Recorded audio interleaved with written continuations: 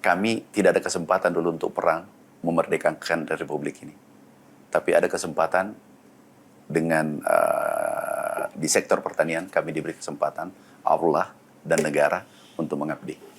Itulah bentuk pengabdian dan itu tidak seberapa. Itu dari uang Bapak pribadi atau biayanya dibebankan ke siapa, Pak? Pribadi, perusahaan pribadi. Karena kan kalau masyarakat tidak tahu, Pak, wah menteri flexing, bergaya hidup mewah, tidak banyak yang tahu kalau itu dari perusahaan pribadi atau dari kantong Bapak pribadi. Untuk mempermudah pergerakan ini negara kepulauan. Kami biasa kunjungan 4 provinsi 1 hari. 2 provinsi 1 hari. Tetapi bukan beban pemerintah. Itu beban pribadi dan pasti ya Pak? Insya Allah tidak ada korupsi. Kemudian kami sudah beritahu teman-teman semua di sini kementerian, nggak usah urusi saya. Allah sudah kasih rezeki, Alhamdulillah. Saya kan dulu pengalaman miskin 36 tahun. Jadi kami ingin berbuat untuk Republik ini. Kalau ini konteksnya ini pesawat, kami semacam kayak kontrak. Kontrak. Sewa atau iya, sewa kontrak kayak gitu. Bukan beli berarti bukan. Mirip beli, tapi beli. saya sekian tahun kita pakai. Saya pakai operasional. Dan itu efektif ya Pak? Iya, dan uang pribadi tidak ada terlapor. Itu sejak kapan Pak? Sejak kapan Bapak? Kalau yang heli sebelum saya menteri. Jadi menteri memang bukan buat nyari duit kayaknya ya Pak ya? Kalau aku mau cari duit nggak jadi menteri. Bahkan katanya gajinya juga kalau gaji saya aku terima, baru serahkan ke anak-anak, dia bagi ke yatim piatu. Kalau gitu meyakinkan keluarga gimana Pak? Maksudnya kan duit nih, ya istri kan gitu ya, mana duit hasil kerja gitu, mana nggak ada. Kan sudah ada Allah kasih lewat perusahaan. Saya bukan dari anak kaya, saya orang miskin dulu. Miskin banget, jadi hidup saya susah dulu. Saya 36 tahun. Kalau saya ke Jakarta, tidurnya di mana? Di Masjid Istiqlal. Saya tidur di Istiqlal dulu. Kalau ke Jakarta, naik kapal laut. Allah sudah kasih, masa tidak mau mengabdi? Saya belum ada apa-apanya dibanding pahlawan kita. Nyawanya diserahkan untuk Merah Putih. Tanpa gaji. Kita sudah ada fasilitas Allah kasih. Karena kita hidup di Indonesia. Masa nggak mau berkorban? Siapa sih yang membuat sosok Amran Sulaiman bisa menjadi sosok yang seperti ini? Berani, tegas, seolah tidak ada takutnya sama sekali. Jadi pejabat kan juga rawan korupsi, tapi pede aja begitu Bapak. Iya, ini semua. Urat takutnya nggak ada. Iya. Gini, setiap detik adalah takdir. Ajal, jodoh, semua itu sudah diatur. Ilas, kalau kami, sesuai Al-Quran, Sunnah Rasul kami Muslim, undang-undang kami bergerak. Dikritik apapun, kan ada pengadilan nanti, kita ketemu. Kayak Pak Kadari, kritik saya kan diadili nanti berdua. Kami selamatkan 280 juta orang pangannya. Tapi dia kritik saya. 200 juta nanti dia pertanggungjawabkan di akhirat. Tapi kan Bapak lahir, tumbuh, berkembang itu pasti melihat sesosok atau sesuatu.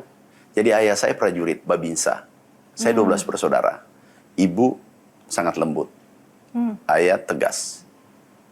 Dan pesannya ayah, jangan pernah kamu memakan haknya orang. Kalau ibu, jangan bahas masa lalunya orang yang tidak penting. Persoalannya orang, di sini gagal nih.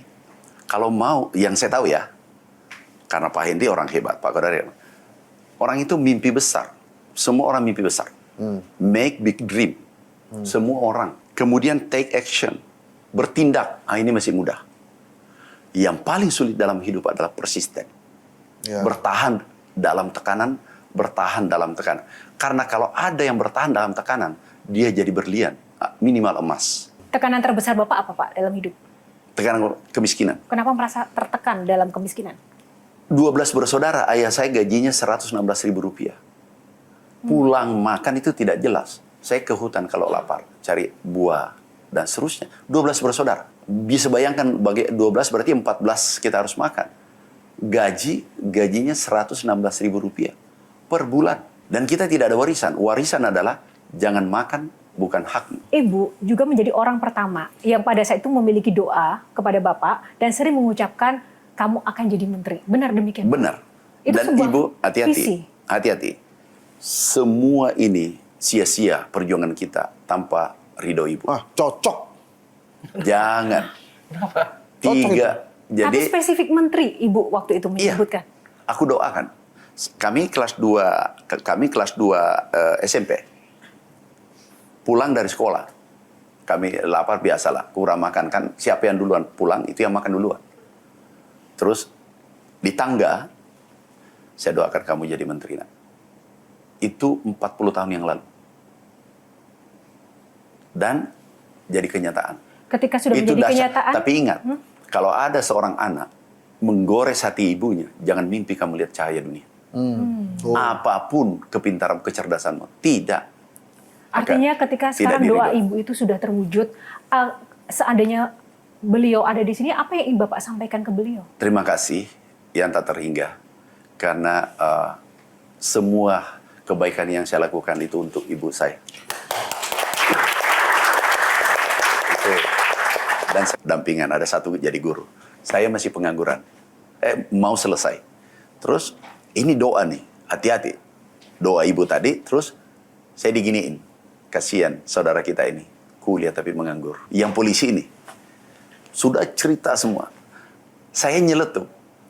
Ya, moga-moga suatu saat aku datang pakai kacamata dan kau jemput saya. Terjadi. Begitu kami dilantik 2014, Panglima TNI ajak pulang kampung karena tahu anak Babinsa, aku mau lihat rumahmu. Pulang kampung dijemput, kebetulan ada kacamata hitam. Semua kebetulan.